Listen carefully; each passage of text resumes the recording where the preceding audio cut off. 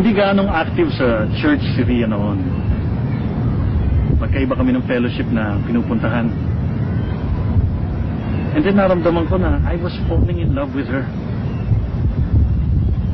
But then I asked for the Lord's confirmation. Gusto kong masiguro na mahal niya rin ang Diyos. At siniguro nga ni Lord na siyang mapapangasawa. Nangiyain akong pakasal ni Tony. Binigyan niya ako ng isang napakabigat na kondisyon. He said that the Lord would always come first in his life and in our marriage. Hindi ako nakakibo. Para sa akin, dapat lamang sa isang lalaki na unahin niya ang kanyang pamilya. Hindi ko yun maintindihan.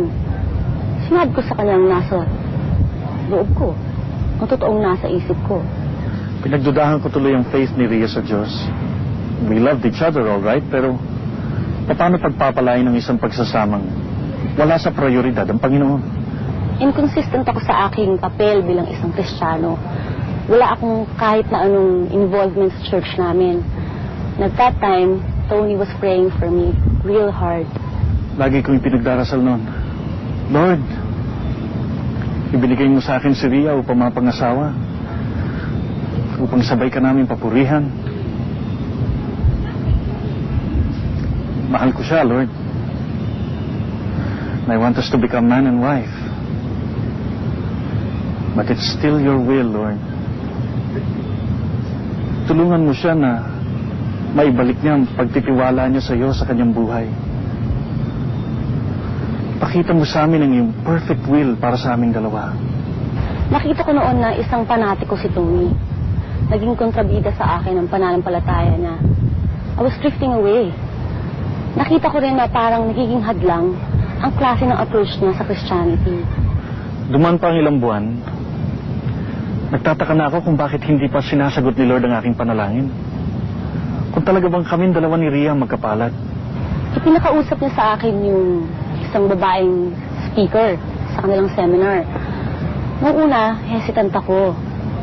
Pero nung nakita ko maganda naman yung personality niya, nakilig na rin ako. At ang mga sandaling yun, hindi pa rin tumitigil sa pagdarasal si Tony. Alam kong ang Diyos ang magbubulong kay Ria. Hindi niya ako bibiguin. Kung hindi man ako, ibang ipapadala niya.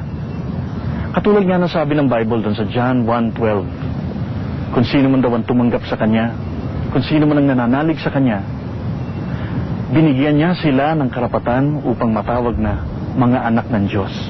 Nang matapos ng speaker na yun, at nang basahin niya sa akin ng John 1:12, naramdaman kong napakalaking bagay pala ang pinapabayaan kong mangyari sa buhay ko.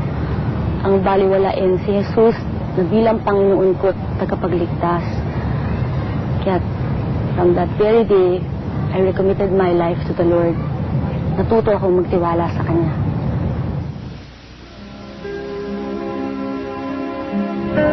Nawala ang lahat ng hadlang sa espiritual na buhay namin ni Tony. Nang mangyari yun, alam kong yun na ang sagot ng Panginoon sa aking mga dasal. At nang hinog na si Ria sa kanyang pananampalataya, saka kami nagpakasal. Ang